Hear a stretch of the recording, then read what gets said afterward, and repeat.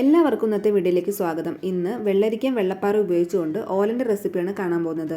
ഞാനിവിടെ ഒരു ചെറിയ സൈസ് വെള്ളരിക്ക എടുത്തിട്ടുണ്ട്. ഇതിന് പകരം നിങ്ങൾക്ക് കുമ്പളങ്ങയോ എടുക്കാം. തേങ്ങ പിഴിഞ്ഞ് അതിൻ്റെ ഒന്നാം പാലും രണ്ടാം പാലും തന്നെ എടുത്തു വെച്ചിട്ടുണ്ട്. വെള്ളപ്പയർ ഏകദേശം 8 മണിക്കൂറോളം കുതിർത്ത് വെച്ചിട്ടുണ്ട്. പച്ചമുളക്, ഉപ്പ്, കറിവേപ്പില എല്ലാം റെഡിയാക്കി വെച്ചിട്ടുണ്ട്. വെള്ളരിക്ക ഞാനിവിടെ ഈ ഒരു സൈസിലാണ് കട്ട് ചെയ്ത് വെച്ചിരിക്കുന്നത്.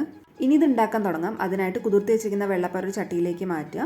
തേങ്ങയുടെ രണ്ടാം പാലും ആവശ്യത്തിന് ഉപ്പും ചേർത്തിട്ട് മീഡിയം ഫ്ലെയിമിൽ വെച്ചിട്ട് ഇതൊരു 90% വേവിച്ചെടുക്കണം. ബാക്കി 10% നമ്മൾ വെള്ളരിക്ക ഇതിലേക്ക് ചേർക്കുമ്പോൾ അതിൻ്റെ കൂട്ടത്തിൽ കടന്നിട്ട് വെന്തോളൂ.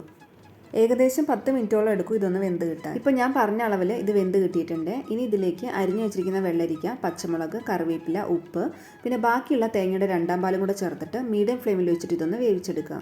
ഏകദേശം 7 മുതൽ 8 മിനിറ്റ് കൊണ്ട് ഇത് വെന്ത് കിട്ടും. ഇപ്പോൾ ഞാൻ പറഞ്ഞ അത്രയും സമയമായിട്ടുണ്ട്. ഞാൻ അടപ്പ് തുറന്ന് നോക്കുകയാണ്. ഒഴിച്ചിരുന്ന തേങ്ങാപ്പാലൊക്കെ വറ്റിയിട്ട് വെള്ളരിക്ക നന്നായി തന്നെ വെന്തിട്ടുണ്ട്. വെള്ളപ്പയറും നമ്മൾ 90% വേവിച്ചിരുന്നത്, അതും ഇപ്പോൾ നന്നായിട്ട് വെന്ത് കിട്ടിയിട്ടുണ്ട്. ഇനി ഇതിലേക്ക് നമ്മൾ ആദ്യം എടുത്തു വെച്ചിരുന്ന തേങ്ങയുടെ ഒന്നാം പാല് ചേർത്ത് കൊടുത്തിട്ട് നന്നായിട്ടൊന്ന് ഇളക്കി കൊടുക്കുക.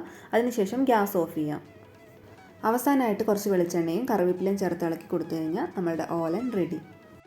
തേങ്ങാപ്പാൽ എടുക്കുന്നത് ഒഴിച്ചാൽ വെള്ളരിക്ക ഓലൻ ഉണ്ടാക്കാൻ വളരെ എളുപ്പമാണ്. നിങ്ങളും ഇതുപോലെ ട്രൈ ചെയ്ത് നോക്കിയിട്ട് അഭിപ്രായം അറിയിക്കുക. അടുത്ത വീഡിയോയിൽ മറ്റൊരു റെസിപ്പിയുമായി കാണാം. എല്ലാവർക്കും നന്ദി.